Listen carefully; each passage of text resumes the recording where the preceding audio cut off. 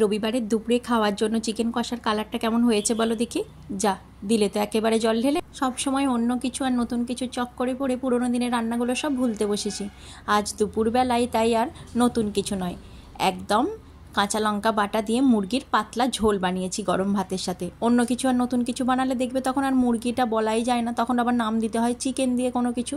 প্রথমে কড়াই সর্ষের তেলে গোটা জিরে, তেজপাতা, শুকনো লঙ্কা ফোড়ন দিয়ে পেঁয়াজ কুচি দিয়ে দিলাম। কড়াই ঢাকনা চাপা দিয়ে পেঁয়াজটা বেশ লাল লাল করে ভেজে নেওয়ার পর আদা রসুন বাটা দিয়েছি। আদা রসুন বাটাটাও খুব ভালো করে ভাজা হয়ে গেলে পরিমাণ মতো হলুদ গুঁড়ো, জিরে গুঁড়ো, কাশ্মীরি লঙ্কার গুঁড়ো, লবণ আর চিনি দিয়ে মশলাটা খুব ভালো করে কষে নিতে হবে অল্প অল্প জল দিয়ে। মশলা থেকে তেল ছেড়ে দিলে পরিষ্কার করে ধুয়ে জল ঝরিয়ে রাখা মুরগির মাংসগুলো দিয়ে দিলাম।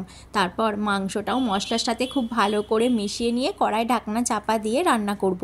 কড়ার ঢাকনা খুলে যখন দেখবে মাংস থেকে জল ছেড়ে দিয়েছে, সেই সময় গোটা কতক কাঁচা লঙ্কা, বেশ লাল লাল দেখে কাঁচা লঙ্কা নিয়েছিলাম, আর একটা টমেটো মিক্সির জারে মিহি করে বেটে নিয়েছি। সেই পেস্টটা দিয়েও খুব ভালো করে মাংসের সাথে কষে নেব কড়াই ঢাকনা চাপা দিয়ে। কড়ার ঢাকনা খুলে দিয়েছি, দেখো মাংসের রঙটাও চেঞ্জ হয়ে গেছে আর মশলা থেকেও তেল ছেড়ে দিয়েছে।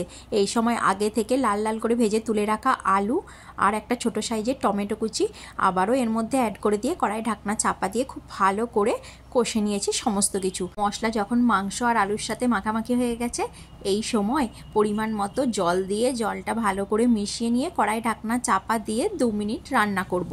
2 মিনিট পর কড়ার ঢাকনা খুলে দিলাম।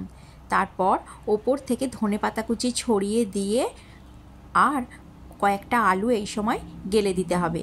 কয়েকটা আলু গেলে দিলে মাংসের ঝোলটা একটু ঘনও হবে আর টেস্টও খুব ভালো হবে। নাও, গরম গরম ভাতের সাথে কাঁচা লঙ্কা বাটা দিয়ে মুরগির একদম পাতলা ঝোল তৈরি। আজকের রেসিপিটা কেমন লাগলো কমেন্ট বক্সে জানিও। যদি ভালো লাগে চ্যানেলটি সাবস্ক্রাইব করে পাশে থেকো।